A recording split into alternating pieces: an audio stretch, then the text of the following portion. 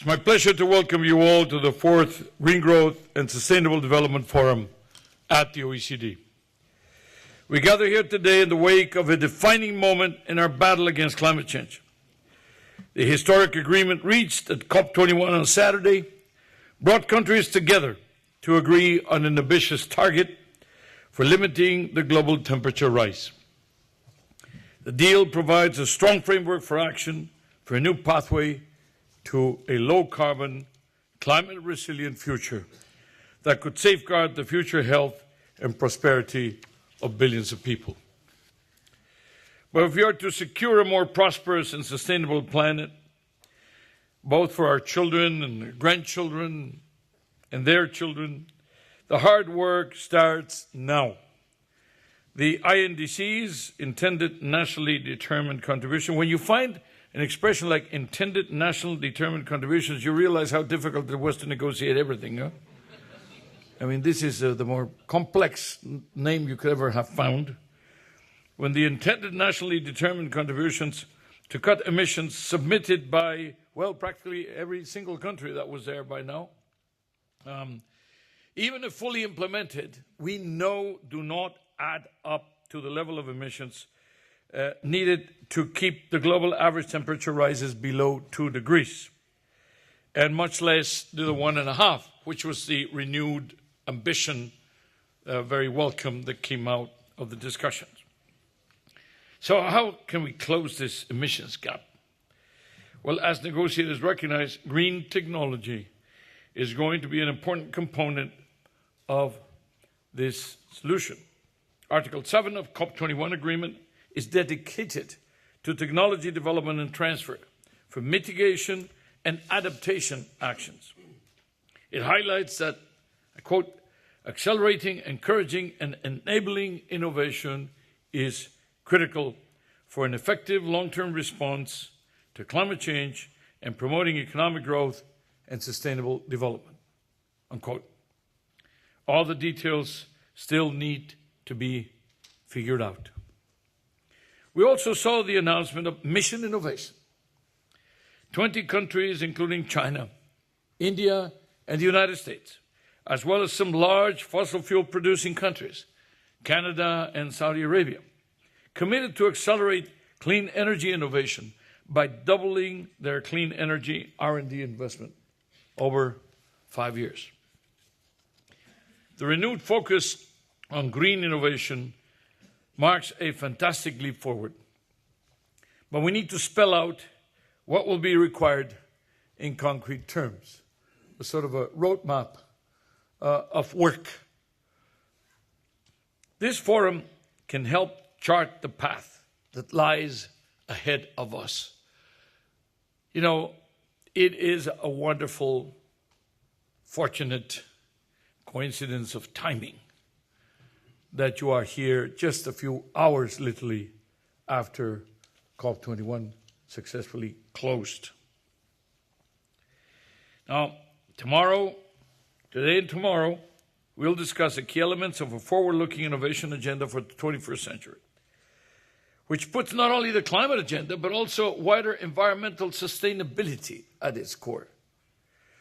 This agenda was recognized by ministers in a declaration adopted at the meeting of OECD's Committee for Scientific and Technological Policy held in Gurria last October. And I'd like to thank our ambassador.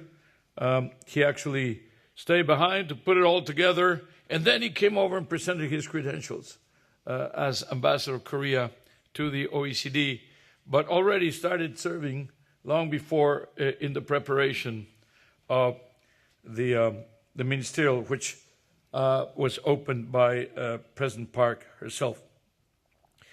It highlights the importance that big data, public engagement, innovation measurement, international cooperation, and, as was mentioned here, the next production revolution all have to achieve sustainable innovation. We'll hear more about this from Korean ambassador later on. Now, one thing is immediately clear. Going forward, It will not do to limit the focus on green innovation to the green sector alone. Rather, when we talk about green innovation, we need to make sure that we're talking about making all innovations green.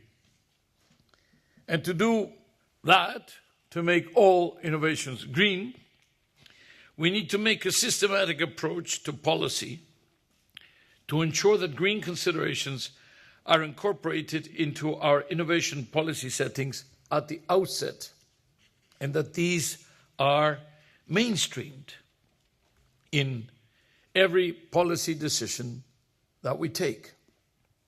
And here it's a kind of a double angle, because the first one is to promote that it is conducive. Second is to avoid the things that go against it. We just published a big book called Aligning Policies for a Transition to a Low-Carbon Economy, and basically it could have been very well called The Misalignments Stopping Us from Moving to a Low-Carbon Economy Today. Or rather, how do you undo with your left hand what you're trying so hard to do with your right hand, etc., you know? It's all the things that we do wrong, or that we don't do, or that we should be doing differently. And that kind of task, when you're talking about innovation, which is so critical for the success, starts now, you know, on the day after COP21. And this is the first working day after COP21. So it's good that we're gathered together here.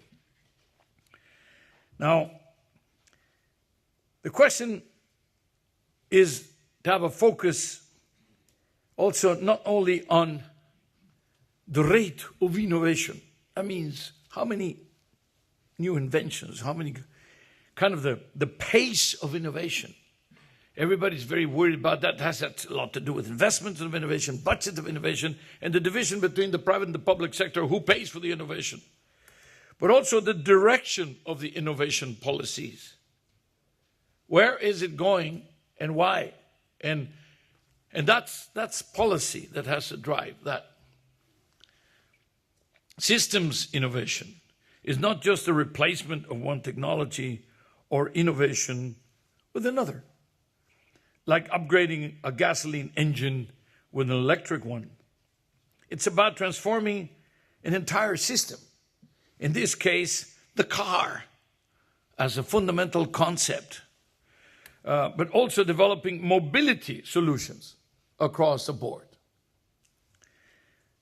For policymakers, this implies a much more horizontal policy approach. When you're talking about innovation, it must be, therefore, one that mobilizes technology, mobilizes market mechanisms, takes into account regulations, or ideally helps to improve regulations and have more conducive regulations, and also the social innovations that will enable the transition to a low-carbon, resilient economy. Now, at the OECD, we understand the need to take a systemic approach. The OECD project on systems innovation aims to rethink innovation policies in the context of green growth, to make mobility smarter, to make buildings and constructions less resource intensive, and all of the above, less polluting. Additionally, our OECD innovation strategy outlines 3 key strategies to transition to a systems-based approach. I have to say it's not our OECD innovation strategy, it is our new and improved innovation strategy, because we had one about 6 years ago, but you know, in terms of innovation, 5 years are like a lifetime, so now we've got a new one that we just launched, and which was the object of focus on the ministerial in Daejeon. So first, some of these strategies. Framework policies such as fiscal policies. They have to be part of the solution. Intellectual property rights, product and labor market regulations, they all must be adapted to support the entry and growth of young, innovative firms. This is the one area in the world where the word disruptive is good. You know, we all say that people are disruptive or something is disruptive or an event is disruptive. But here we want disruptive. We can design smarter regulations to avoid stifling new firms and business models that can spur green innovation. In many of our analyses, we have identified a very clear bias in favor of the incumbents, and therefore a bias against the new firms, the disruptive firms, the ones that are erupting in the horizon. And that is something that we have to systematically avoid, and clearly policy has to avoid. Second, we need to reverse the decline in public funding of basic research and remove barriers to private R&D investment in green technology. In many countries, public R&D spending has stagnated or has experienced significant fluctuations, averaging less than 0.7% of GDP in 2014 in the OECD area. Now, total R&D in the OECD area on average is about 2.4 total. So the fact that less than a third of R&D, which is supposed to be about innovation, is dedicated to this kind of focused innovation shows you that we are short. The 2.4 is short altogether, but then the proportion of this that would go into the total. Now, although private R&D spending has continued to increase, when it comes to longer-term investments in R&D, like in renewable energies or energy storage, significant barriers remain. And this is due in part to the short-termism of the demands under which managers in companies are, subjected to. They have to show short-term results. And there's a lack of early-stage financing for innovative startups. So the system is biased to favoring short-term and against looking at the medium and long-term. This is a structural issue that we need to do. And let me just suggest there's a very serious element of the regulations that came out of the crisis in order to be more prudent, which is fine. Prudence is excellent. The only problem is when that goes, somebody talked about Solvency II, so you're talking about things that we created in order to be on the safer side of finance. The problem is to what extent does the pendulum go too far, and then you get into a situation where this is actually stifling investment opportunities. The third is that we need to encourage innovative tools to help governments create what I would call lead markets for greener transport and sustainable buildings. This includes public and private funding for large-scale demonstration projects, biorefineries that turn waste into renewable energy, for example. You can have a demonstration, on top of the desk. You basically need to scale it up in order to see whether it works. And for that kind of thing, when it makes sense, when it is, something that is promising, there should be more support. Now, carbon capture technologies. My God, how many times is carbon capture as an, we repeat it all over the place. CCS. Now we don't even say carbon capture. We say CCS and everybody knows. The problem is, again, it's not happening, not commercially, at least not generally. Some countries have already said, and if, by the way, you do certain types of coal plants, but it has a carbon capture, then it's going to be all right. So already that is kind of on the conditions, but the condition is not met, clearly, because we have very few cases, and mostly they are in the experimental stage. It will also require action on public procurement of technologies, such as low-carbon vehicles for public transport. The need for a systems-based approach is also at the heart of the OECD climate policy agenda more broadly. At the COP, we talked about this report I mentioned a moment ago, I really recommend it. It would be fantastic reading, even fun, if it were not so tragic, and the consequences not so serious.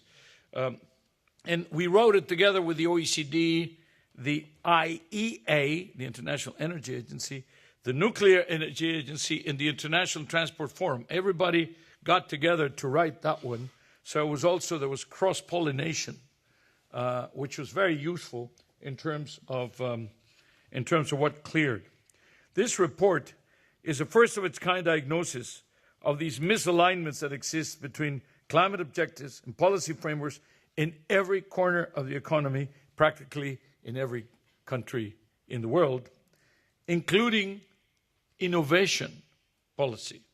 This is why I chose to mention it here, because in many cases you basically have policies, government policies, regulations that basically conspire against the takeoff of the innovation when it comes to environment and climate. Now, take regulatory policy, for example. In many countries, regulations have not caught up with the pace of technological development. This hinders innovation, particularly in resource efficiency. Industries such as cement increasingly rely on waste as a fuel. This helps to reduce CO2 emissions and landfills. But in some jurisdictions, the use of waste in industry is limited by outdated regulations, which have not looked at that particular question, keeping this important mitigation potential out of reach. So, just an example, but again, one of the many in terms of the things we do that we should stop doing or do differently. Dear friends, ladies and gentlemen, I have here OECD Green Growth Studies towards green growth tracking progress. This is because the first one we launched like this was when we launched it in 2010, was it? And then 2011, when we were celebrating our 50th anniversary. And then this is because we now, and this one, the one we launched in Korea, the innovation imperative, contributing to productivity, growth, and well-being, which I would strongly recommend. It's good stuff. Now, a more integrated, systems-based approach to policymaking is key to addressing so many of the complex global challenges we face. This is nowhere truer than for climate change. Resource depletion, life-shortening pollution. And when I say life-shortening pollution, I am talking about our lives, people's lives. We must think beyond traditional silos to deliver benefits to all parts of the economy and all members of society. With your help, we can define the critical next steps as we work towards a green and innovative transition. So I wish you a productive forum. Count on the OECD.